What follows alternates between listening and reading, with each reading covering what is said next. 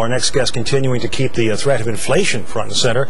John Riding joins me right now, chief economist at Bear Stearns, and he's at the firm here in New York. Also, Drew Kanaly joins us as well, chairman of the Kanaly Trust Company. He is in Houston, Texas. Drew, let's start with you first of all. What do you make of what happened today?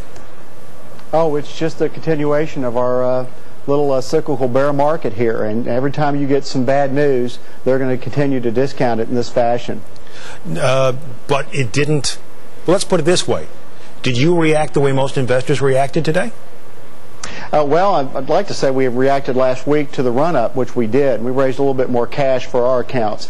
We're just going to have to endure this misery for a little bit longer. It's going to be, the first half of this year before we see any good news. Okay, Drew, you want to pick it up there? Well, I mean, whether we're in a recession or not, technically the market doesn't care. It's going to begin to discount that way, and it's doing so.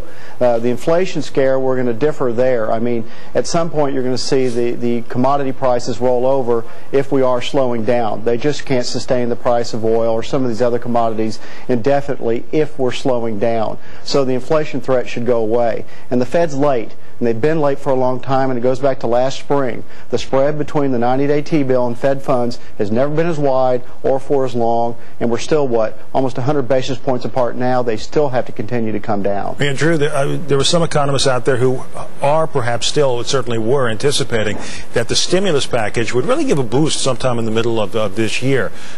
What do you think? The stimulus package is just a trade. They're going to take $1,000 from one constituency and give it to another. The net effect, there'll be a little blip, but overall it's just not going to be the cure-all for this economy. You have to be patient, let the Fed cuts finally hit, and more importantly, let credit get restored.